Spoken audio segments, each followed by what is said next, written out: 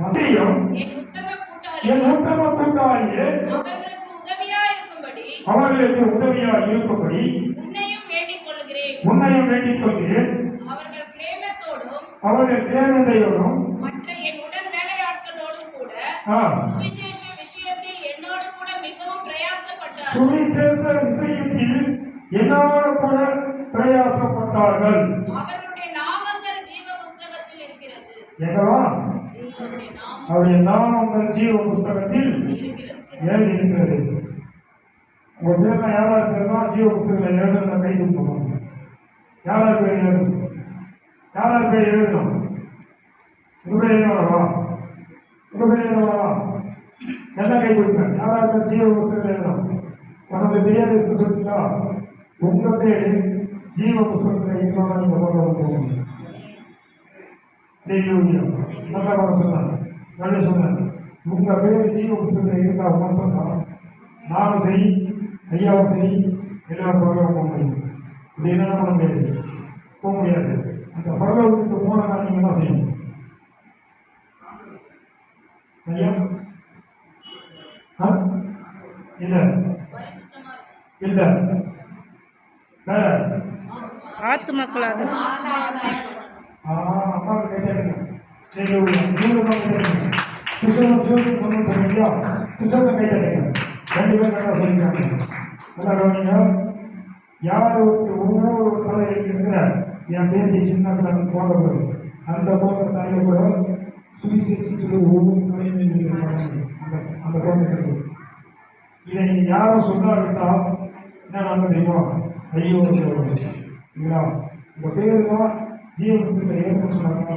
நீ போங்க, உங்கள் சொந்தக்காரங்க ஒன்றக்காரங்க ஃப்ரெண்டுங்க எல்லாருக்கும் போங்க, போய் நம்ம கை கொடுங்க. சிஸ்டர் நல்லா இருக்கீங்களா? அண்ணா நல்லா இருக்கீங்களா? சுகரா நல்லா இருக்கீங்களா? கை கொடுக்கும் போது இயேசுவை நேசிக்கலாம். இதே சுவிசேஷம் பார்த்தீங்களா? கை கொடுக்கும் போது என்ன பண்ணுவாங்க?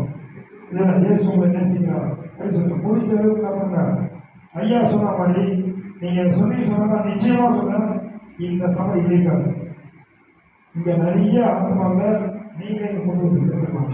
ஆனால் நீங்கள் யாருங்க? இப்போ நான் சொல்ல மாட்டேன், கர்த்தர் உங்களை பேசுகிறாரு. நீங்கள் யாருக்கிட்டே உங்களுக்கு இயேசு உங்களை பேசுகிறது நீங்கள் சொல்லுவீங்க. சொல்லுங்க இல்லையா? இல்லை ஆனால் இன்னைக்கு ஆண்டவர் உங்களை பேசுகிறாரு. நாளைக்கு என்ன பண்ணுங்க? ஒவ்வொருத்தருக்கே கொடுத்து இயேசு சொல்லுங்க. ஆண்டை பற்றி நிறைய சொல்லுங்க. சொல்லி ஆத்மாவை ரொம்ப சரி சொல்கிறோம். நிச்சயமாக எல்லாருக்கும் ஆசிரியர் ஆண்டவரே சொல்கிறோம். வானத்துக்கு பூமிக்கும் தலைவரை வந்து சொல்கிறோம். வானமாக சீதாசனம் போட்டி கொடுத்தாருப்பா. இந்த பாடலை எடுத்துக்கொண்டு இந்த சாயந்தர வழி நல்லவரையப்பா எனக்கு ஒத்தாசைகள் புறவைக்கு நேராங்க எங்கள் கண்களையும் கைகளை கொண்டு எழுதி கொடுப்போம். ஆண்டவரே எந்த நோக்கத்திற்காக என்னை தடுத்து கொண்டு வந்தோ அந்த நோக்கம் ஆண்டவரே நிறைவேறி என்று ஆண்டவரை நாம் விசுவாசிக்கிறோம். அப்பா இந்த சபையில் ஆண்டவரே அநேக ஆத்மாக்களை கொண்டு வந்து அப்பா ஒரு பெரிய ஒரு இயக்கத்தை இந்த சபையில் கொடுத்துருக்கோம்.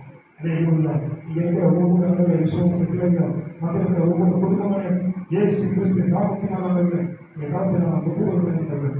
இவர்கள் இங்கிருந்து புறப்பட்டு போகும்போது ஆண்டவரை அநேகருக்கு ஆண்டவரை உங்களுடைய வார்த்தையில் ஆண்டவரை மத்திய சுவிசேஷம் 28ஆம் அதிகாரத்தில் 14ஆம் வசனத்திலிருந்து நீ சொல்லப்பட்ட வார்த்தைகள் இவர்கள் ஒவ்வொருவரும் ஆண்டவரை இடத்திற்கு ஆண்டவரை சொல்லி அநேக ஆத்துமாக்களை இந்த சபைக்கு கொண்டு வர முடியாத இயேசு கிறிஸ்து நாமத்தினால் நாம் சொல்லிக்கிறோம்.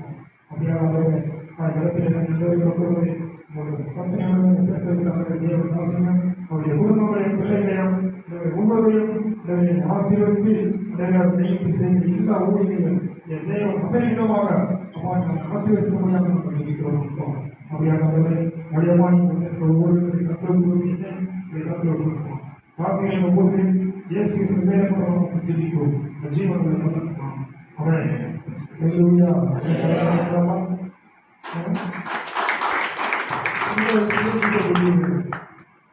நம்ம எத்தனை வயசுல